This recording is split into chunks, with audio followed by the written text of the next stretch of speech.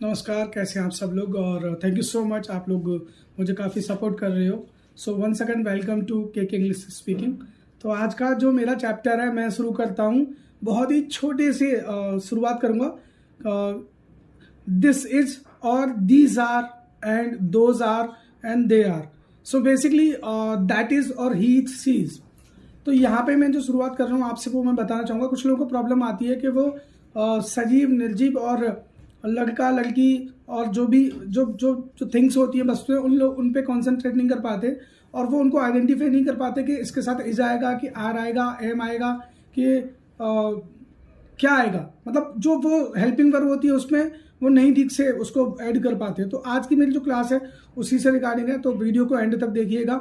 और प्लीज़ मेरी जो चैनल है के इंग्लिश स्पीकिंग उसको प्लीज़ फॉलो करिए, सब्सक्राइब करिए और बने रहिए मेरे साथ एंड तक। आपको बहुत कुछ इस वीडियो में सीखने के लिए मिलेगा। और इस वीडियो में सबसे ज़्यादा जो चीज़ें होंगी मैं आपके लिए बहुत ही ईजी तरीके से जो सिलेबस होता है यूपी बोर्ड का, मैं उसको लेके चल रहा हूँ। और क्योंकि जैसे मैंने सीखा मैं वैसे ही सिखाऊंगा और होप मैं आपको सिखा पाऊँ, इस लायक मैं थोड़ा बनूँ कि मैं आपको सिखा पाऊँ। तो बने रहिए मेरे साथ। तो मैं आज की जो मेरी जो क्लास है दोस्तों, वो है हेल्पिंग वर्ब को लेके, इज आर एम को लेके। तो हमें सबसे ज़्यादा जो प्रॉब्लम आती है वो आती है इज आर एम को कि कहाँ यूज करना है। तो उस यहाँ पे मैं जो बात कर रहा हूँ वो बात कर रहा हूँ हेल्पिंग वर्ब्स की। तो हेल्पिंग वर्ब्स कौन होती है इंग्लिश में, कौन कौन सी होती है? Is R M. हिंदी में कहूँ तो इसका मतलब है, आर का मतलब है, हो, एटसेट्रा, और एम का मतलब हूं। तो पहला मैं सेंटेंस लेता हूं, हिंदी में बोलूं तो वाक्य, यह एक किताब है। तो यह को क्या बोलते हैं, मीनिंग क्या होती है यह की, वो होती है दिस। सो आपको ये छोटी छोटी दिस, इज, आर, एम, ये एटसेट्रा, आपको मैं एक और लिंक भेज दूंगा किसी टाइम, अगर आप कि ये चीजें भी अगर मजबूत नहीं है, वैसे तो होती हैं, तो फिर भी मैं पॉइंट पे आता हूं। तो मैं बात कर रहा हूं दिस। तो दिस का मतलब होता है यह, दिस, क्योंकि एक किताब है तो इज, और a book, this is a book. तो कैसे बनाएंगे इसको, हमने यह को जोड़ा दिस के साथ, है को जोड़ा इज के साथ, और एक को जोड़ा ए के साथ, एंड बुक को जोड़ा, किताब को बुक के साथ। तो बुक किताब एक ही बात होती है, वो आप समझ ही गए।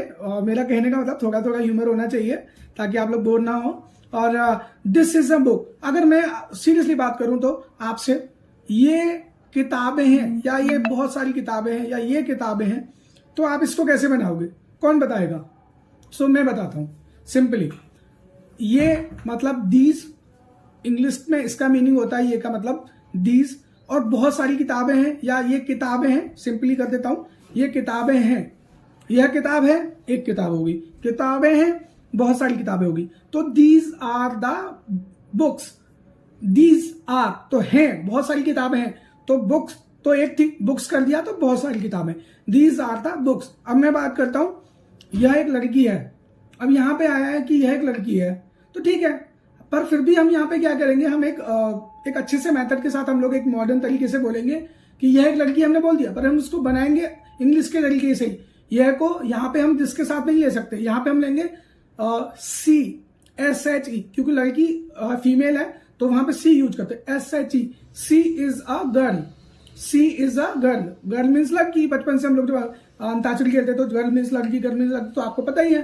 तो सी इज अ गर्ल, और ये लड़कियां हैं तो फिर आएगा दीज आर द गर्ल्स। तो वहां पे आप जब एक लड़की होगी तो सी, अगर बहुत सारी है तो दीज। ऐसे ही वह एक लड़का है तो ही, वह क्या होता है, लड़के को वह जो यूज करते हैं उसको क्या कहते हैं, HE, ही, एस हटा देते हैं, केवल H ही रह जाता है, तो ही इज अ बॉय। अगर बहुत सारे लड़कियां हैं तो दीज आर द बॉयज।